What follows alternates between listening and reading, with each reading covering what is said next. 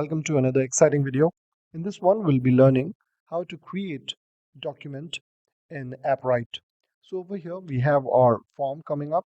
That's for adding new events. And you can see that we have name, date, location, and file. What we need to do first of all is log into our Appwrite account, and then under the collections, you'll be looking at permissions. Now, we need to give the create permission to any role for now because we have not yet implemented the login functionality. So here we are saying any. For role any, we will be providing the create functionality. Using this, we'll be able to add new records or add new documents. So over here we have three records or documents. And now when we'll be adding some from here, it will be added over here, and then we'll be obviously accessing them as well. So the first thing that we need to do in order to make this work is head over to our code, and here we have the new form. If you see, we have this under pages, events, new.tsx. Now we'll be adding a couple of things over here. So let's close this and start with handle on submit method. If you notice, handle on submit is being called when this form is submitted.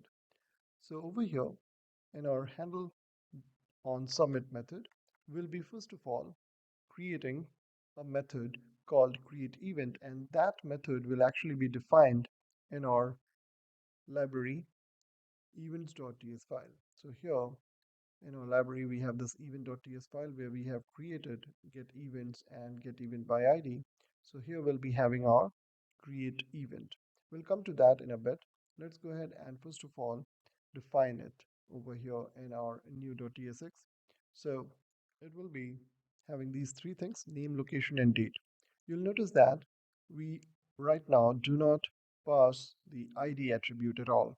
For id attribute, we'll be using Appwrite's default method that is provided by Appwrite, and that's going to generate the unique value for a given document. Now here we are getting squiggly icons for target. So we need to create the target as well. And target basically over here is the form itself. So what we need to do is here you can see that we are now providing name, location, and date, and the value is as a string over here. And over here, if you see down below, we have the name attribute over here, date attribute, name as date, and then name as location. So these are the three things that we are capturing over here: name, location, and date from the target. And then we are providing the target over here as target.name, location, date. Now date, as Appwrite requires in a specific format, which is the ISO format. So we are converting this date first of all as a data type, and then using the toISOString method on top of it to get the desired format. So now we have the desired data that we need to send over. Now we'll head over to our events.ts file, and inside this we will be creating a method called create event. Over here we need to focus on a couple of things.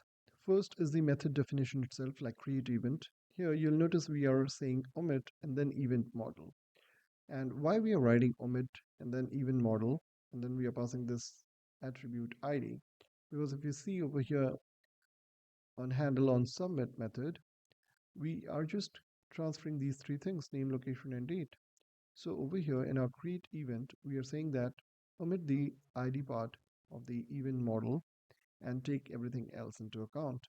Now here we are passing the database id, the event collection ID, as we have been doing earlier in other methods, but here you will see two new parameters: id.unique and event. Now the id.unique is giving us the red squiggly icon, so what we need to do is we need to include it in our Appwrite collection. So here from Appwrite we are getting models and id, and now it's sorted. So this is going to generate a unique id.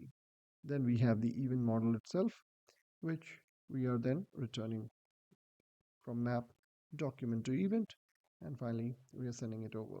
Now once that's done, let's save this, go back to our new file, and here still we see that these icons are coming up. So what we need to do is we need to include a couple of things.